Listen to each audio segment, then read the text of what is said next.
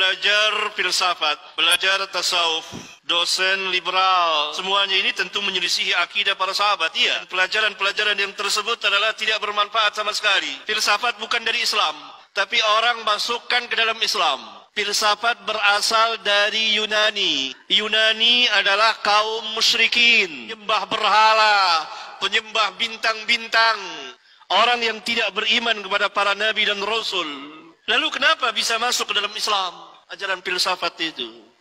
Pada abad kedua Hijriyah, atas perintah sebagian khalifah yang terpengaruh dengan ajaran sesat, telah memerintahkan sebagian ahli untuk menerjemahkan kitab-kitab Yunani ke dalam bahasa Arab, yang kemudian dibaca oleh sebagian kaum muslimin, khususnya mereka yang manhajnya bengkok, manhajnya manhaj yang sesat, bukan manhaj para sahabat ridwanullah alaihim jami'an. Kemudian orang-orang ini mulai memadukan antara filsafat Yunani dengan ajaran Islam, maka mulailah masuk ke dalam Islam ajaran filsafat itu, yang telah membuat kerusakan yang tidak kecil pada kaum muslimin, pada hidup dan kehidupan keagamaan mereka saat itu dan sampai hari ini. Di antara tokoh-tokoh filsafat yang menerjemahkan, meluaskan, mensyarahkan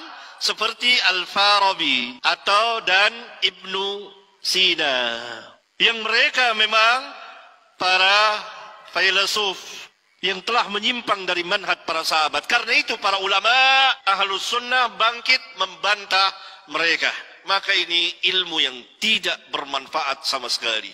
Demikian juga tasawuf yang berasal pertama dari orang-orang zindiq, munafik, yang memasukkan sesuatu ajaran ke dalam Islam berupa nyanyian-nyanyian zikir. Jadi zikir itu dibuat sebagai nyanyian.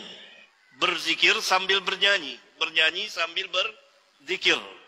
Ini pertama kali dimasukkan oleh orang-orang munafik ke dalam Islam pada abad kedua Hijriyah, dan telah diketahui oleh salah seorang imam besar yang sangat jeli dan cermat dalam meneliti ajaran-ajaran sesat, yaitu Al-Imam Asy-Syafi'i rahmatullahi alaih.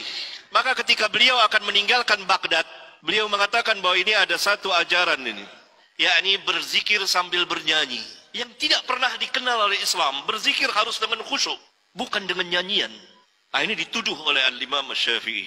Setelah beliau berangkat ke Baghdad, maka murid-muridnya dan sahabat-sahabatnya meneliti dan memeriksa, ternyata ada sekelompok orang yang melakukan zikir-zikir ritual dalam Islam sambil bernyanyi, bernari-nari. Ini yang dikatakan zindiq oleh Islam. Nah, kemudian berkembang lagi ajaran tasawuf dari orang-orang yang melampaui batas. Sebagian kaum muslimin melampaui batas dalam beribadah dan masuk ke dalam bid'ah. Adapun liberal, ini bukan dari Islam. Islam liberal adalah ajaran yang telah tua usianya, yang pernah dibawa oleh orang-orang di luar Islam untuk merusak Islam dari dalam, yang tujuannya adalah membatalkan syariat. Oleh karena itu orang-orang liberal dimanapun mereka atas nama Islam itu tidak sholat. Kalaupun sholat itu sholat nifaq, pura-pura. Keyakinan mereka, sholat tidak diperintah seperti sholat kaum muslimin 5 waktu sehari. Nggak ada dalam kamus mereka itu.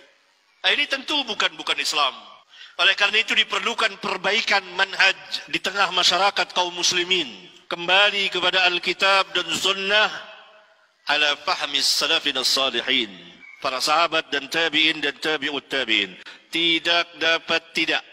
Karena ini manhaj yang hak, manhaj yang lurus.